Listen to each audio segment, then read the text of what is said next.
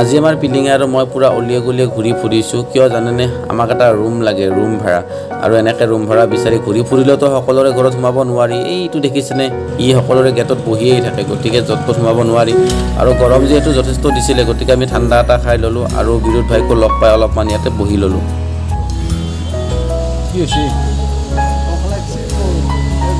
এয়া শুনিছেনে ৰুম বিচাৰি পোৱাই নাই তাৰ ভোক লাগিলে আৰু সেইকাৰণে আমি ইয়াৰ বেলতলাত অৱস্থিত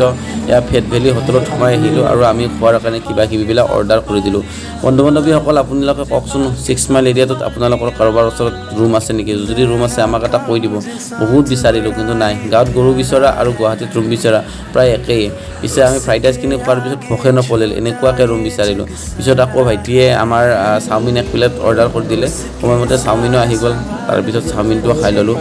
ৰুম বিচৰা নহ'ল ৰুম নাপালোঁ কিন্তু আজি খোৱা লোৱাবিলাক সকলোবিলাক বাহিৰতে কৰি দিলোঁ পিছত আকৌ